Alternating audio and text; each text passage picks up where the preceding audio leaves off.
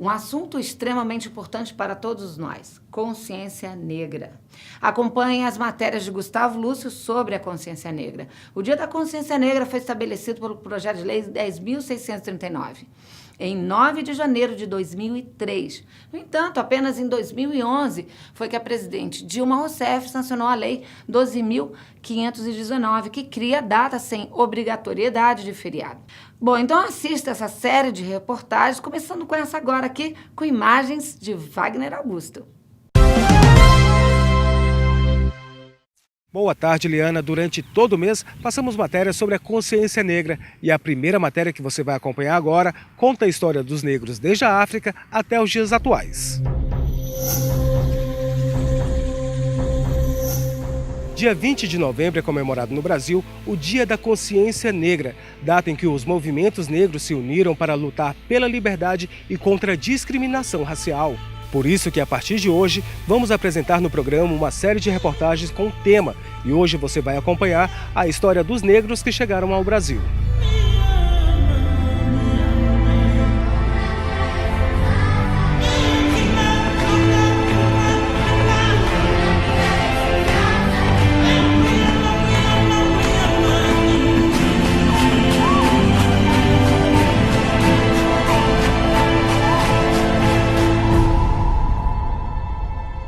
Os primeiros homens e mulheres negras que chegaram ao Brasil vieram da África. Capturados das comunidades africanas e trazidos em navios negreiros, aqui eles eram tratados como mercadorias e realizavam trabalho escravo.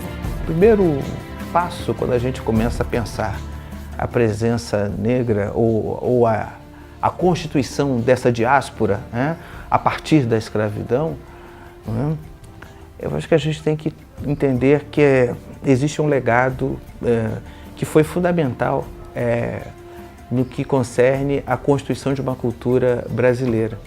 Porque, ao contrário do que se pensa, essa presença aqui no Brasil não foi só marcada pelo trabalho escravo, né?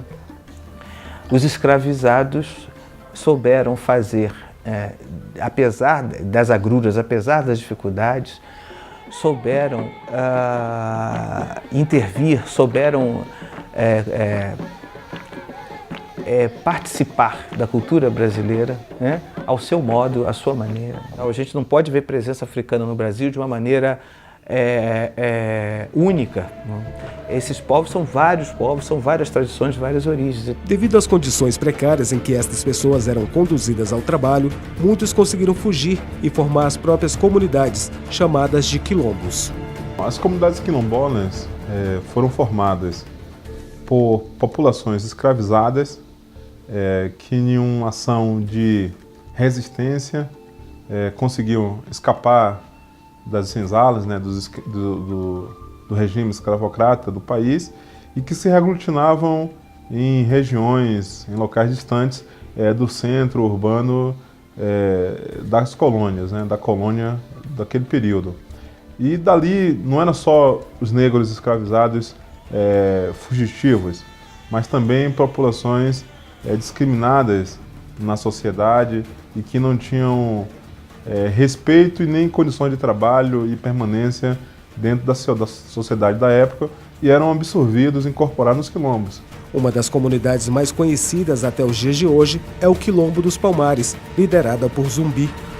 Zumbi porque está muito relacionado a um dos principais quilombos do país, um baluarte da luta negra contra a escravidão, mas no Quilombo dos Palmares, nas Alagoas, em Pernambuco, Alagoas, Bahia, isso no século XVII, século XVIII. O trabalho escravo no Brasil só teve fim em 1988, com a assinatura da Lei Áurea pela princesa Isabel. Mesmo assim, o país foi um dos que mais se beneficiou com a escravidão. Quando há a decisão do Império em abolir a escravidão, já não havia mais escravidão praticamente no mundo inteiro. E mesmo aqueles que foram contemplados pela abolição já era um percentual diminuto, porque a escravidão já era um sistema moribundo, um sistema falido, com muitos problemas. Muitos acordos precisaram ser feitos entre os senhores de engenhos e os escravizados, porque o sistema não se mantinha mais. Então, menos de 10% da população negra cativa foi, digamos assim, contemplada pela abolição. Na pesquisa nacional de amostra de domicílio realizada em 2013 pelo IBGE, cerca de 8,1% da população brasileira disseram ser negra. Ou seja, o Brasil possui 16,3 milhões de pessoas declaradas negras. Esse percentual vem aumentando desde 2004, enquanto a soma ficou em 5,9%. Quando vocês observam que aumentou a autodeclaração, quer dizer que mais pessoas se autodeclaram negras, isso não é fruto de um acaso. Não houve um boom de natalidade, não houve uma explosão, né, de natalidade.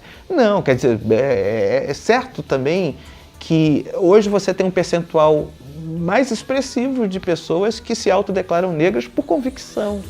Mesmo com as declarações, o país ainda tem muitos desafios que devem ser enfrentados e combatidos rigorosamente para que a cultura e a história negra sejam preservados. Então isso é importante porque demarca do ponto de vista estrutural, administrativo, jurídico do país um segmento populacional que deve ter visibilidade do Estado e compromisso do Estado na efetivação de política pública. Quer dizer, a sociedade civil, os movimentos sociais precisam acompanhar, precisam observar, precisam estar atentos ao desenvolvimento dessas políticas públicas, né? Mas o crescimento dessa consciência negra é fundamental para que isso ocorra.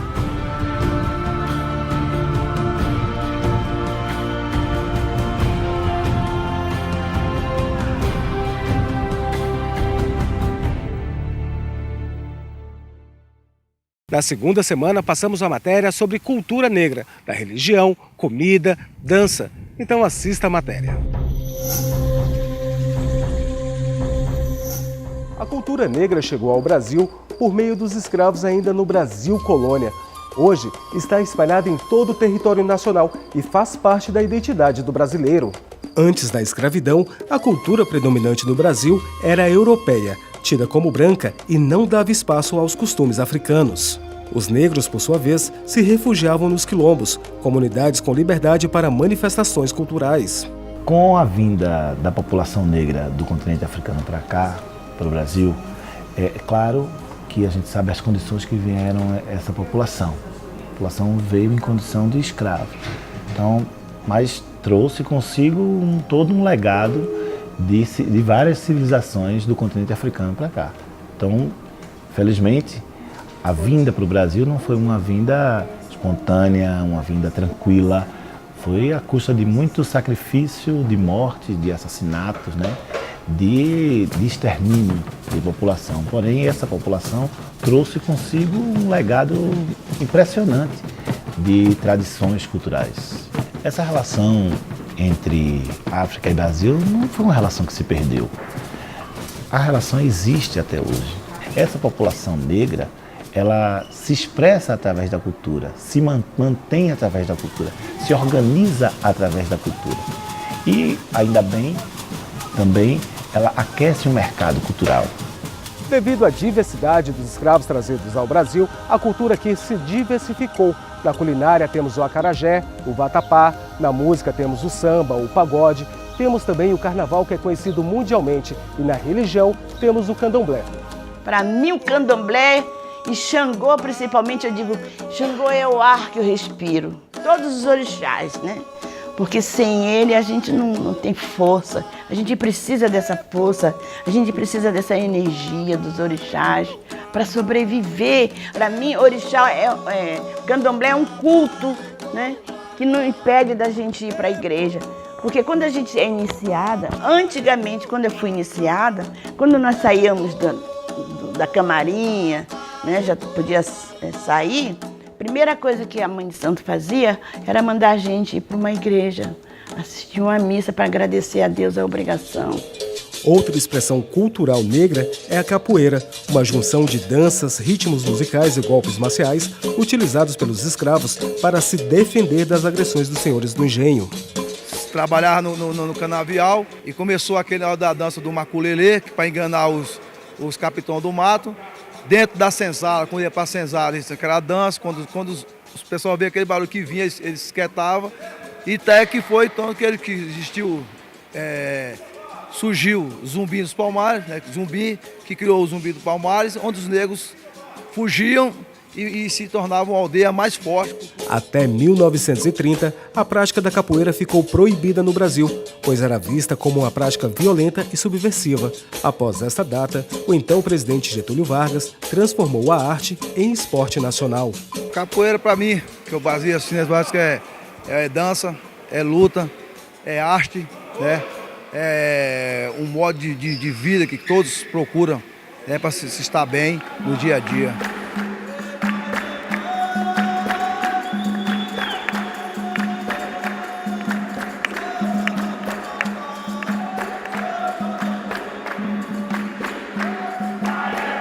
A cultura afro-brasileira, assim, ela é muito forte. Tem outras culturas, como também o Bumba Meu Boi, tem outras também, como a questão das catiras, né, das folias de reis, que também foram praticadas há muito tempo pela população, que apesar de ser uma cultura europeia, mas também foi praticada, né, pela população negra, por esse interior todo do Brasil. Então, assim, a cultura negra aqui no Brasil e no Distrito Federal é muito forte. As comunidades afro-brasileiras esperam que as leis de incentivo à cultura sejam aplicadas corretamente e as empresas privadas passem a fomentar a cultura negra aqui no Brasil. Esta será uma forma de manter as tradições africanas para as próximas gerações. Nós temos hoje leis de incentivo nacional e também local nos estados. E nós temos hoje um conjunto de iniciativas de governo a partir de editais, né, que valorizam as expressões, como o caso dos editais que nós temos aqui, que valoriza a tradição, né, e que valoriza produtores, mas no campo da nossa relação com as empresas privadas e as leis de incentivo, é necessário que se dê mais um passo, porque hoje são poucos os projetos de cultura negra que são valorizados pelas empresas. Então, muitas das empresas precisam estar sensíveis e associar a sua marca aos projetos étnicos ou a projetos de negritude. Infelizmente, a cultura negra, durante muito tempo, né, ela foi, de uma certa forma, se tentou, né, esconder, né, toda a força, a pujança, né, que o povo negro trouxe para o nosso país. Mas, assim, foi um povo muito resistente, né, que conseguiu conservar, né, a sua cultura. Eu acho que hoje o Estado brasileiro, os governos, eles têm que incentivar, né, e oferecer mecanismos para que essa cultura possa sobreviver e também ela possa ser passada, né, para os mais jovens.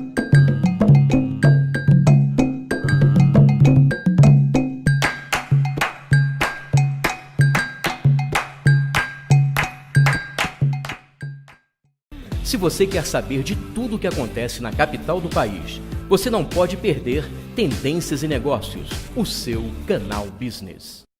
Você que chegou agora, você está assistindo o programa Tendências e Negócios. Estamos passando todas as matérias sobre consciência negra. E agora você vai saber por que há dificuldade ainda do negro ser inserido no mercado de trabalho.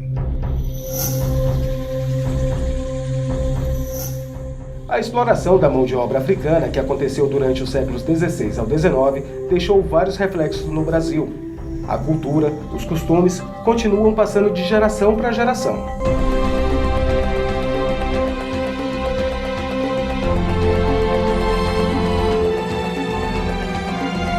O nosso país ele se acostumou com o legado, não só com o legado da escravidão, mas com o legado também do racismo científico que foi desenvolvido no século XIX, que influenciou muito as produções acadêmicas, não é?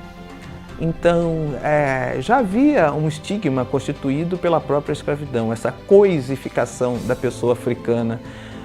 Na medida em que a pessoa africana, ou afro-brasileira, era transformada em mercadoria, ela já não era considerada pessoa e ela era transformada em coisa, então, né, negociável. Logo, esse processo de desumanização perdura. Uma diferença que ainda impera no Brasil é o trabalho negro. De acordo com pesquisa do IBGE, o negro quase não consegue trabalho com carteira assinada. E quando consegue, a diferença do salário entre o negro e o não negro chega até 57%. quando você olha para os dados agregados, os dados de pesquisas, né, resultado dos levantamentos do IBGE, você tem um quadro geral ainda de muita desigualdade, né? As oportunidades no mercado de trabalho não são distribuídas, né, igualmente, não são ocupadas igualmente. As taxas, por exemplo, de desemprego, né, entre negros é maior, as taxas de desemprego entre mulheres negras é maior ainda, e os níveis de remuneração também são diferenciados, né? Então ainda há bastante desigualdade no mercado de trabalho. As dificuldades encontradas pelos negros no mercado de trabalho é um reflexo da escravidão e também da falta de incentivo governamental durante muitos anos. Essa desigualdade é resultado de um acúmulo de opções, mesmo de políticas públicas do Estado, né? Desde o período colonial e que se perpetuou, que se reproduziu ao final do período escravocrata, de não promoção da igualdade, né? Então, uma sociedade que é montada em condições, né, organizada em bases profundamente desiguais, não vai chegar à igualdade se não houver um investimento equivalente, né? A falta de investimento faz com que o negro não ocupe cargo de destaque. Uma pesquisa do DIEESE mostra que em São Paulo, a maior metrópole brasileira, 8,1% dos trabalhadores não negros chegam ao cargo de chefia, mas apenas 3,7% dos negros conseguem ocupar o cargo de direção. Como aconteceu com Diogo Botelho. Ele é modelo e em um desfile de luxo em Brasília, disse que era apenas ele como negro, em meio de tantos outros profissionais. Às vezes a gente fica pensando, pô, eu sou o único modelo negro, será que isso é bom ou é ruim, né? Ali na hora, na passarela, eu falei, pô, eu sou o único modelo negro que está aqui representando a minha raça, a minha cultura, então eu vou dar o meu melhor, vou fazer o meu melhor. Fiz a minha parte, consegui ser aprovado no casting, mas assim, é ruim hoje, em pleno século XXI, a gente está passando por isso, né? Até porque a nossa cultura é uma cultura muito linda, existem muitas pessoas bonitas, muitas pessoas belas na nossa raça, e as pessoas não abrem o olho, não percebem que se desse mais oportunidade, muitos modelos negros poderiam estar brilhando até mesmo fora do Brasil, dentro do Brasil mesmo.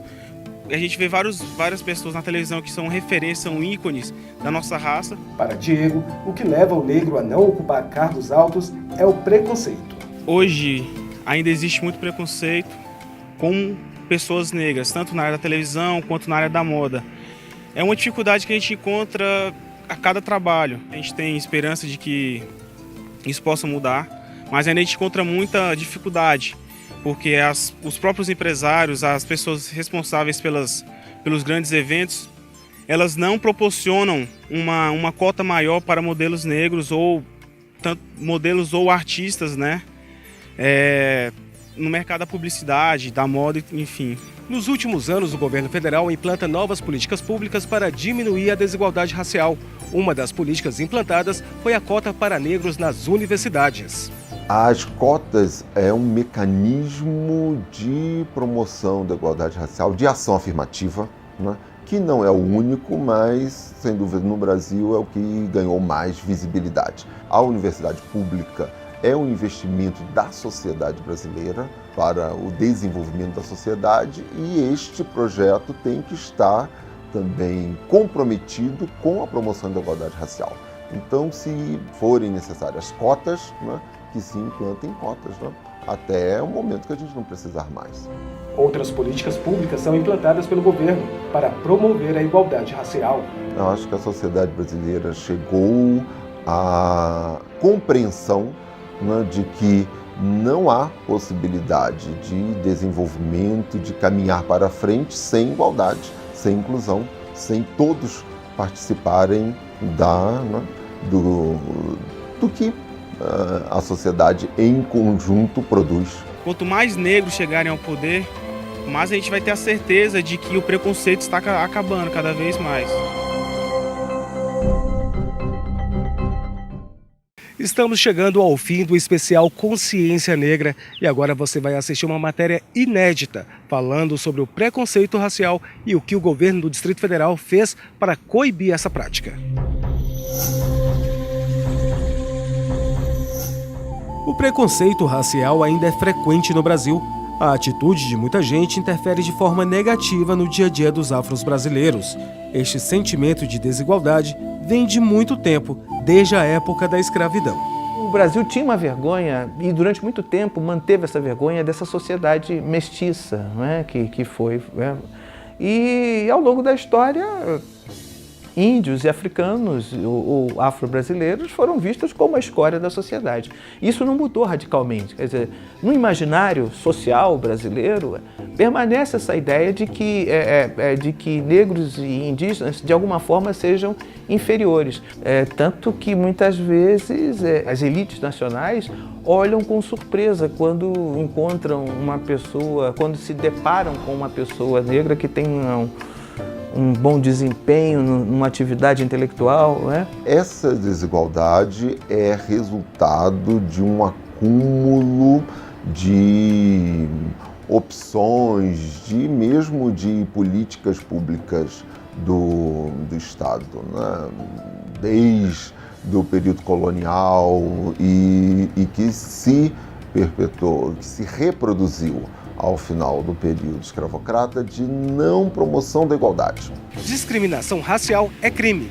E aqui em Brasília, o governo do Distrito Federal criou uma central de atendimento para atender as pessoas que sofreram algum tipo de preconceito devido à cor da pele. O que nós chamamos aqui no Distrito Federal do Disque Racismo, né? Um trabalho, quer dizer, um mecanismo que nós colocamos à disposição da sociedade do Distrito Federal para que ela possa estar denunciando qualquer caso de racismo, de injúria, de intolerância religiosa. Então essa comunidade ela pode ligar para o nosso telefone, que é 156 opção 7, que depois é encaminhada aqui para a nossa ouvidoria, nós montamos o processo, encaminhamos para o Ministério Público, né, que tem o dever de estar investigando os casos de racismo que possam ter ocorrido no Distrito Federal, para que nós possamos estar combatendo o racismo e também trabalhando a promoção da igualdade racial no Distrito Federal. Durante todo o mês eu conversei com várias personalidades negras aqui de Brasília e todos foram unânimes em dizer que o resgate cultural e as políticas públicas podem reduzir o preconceito.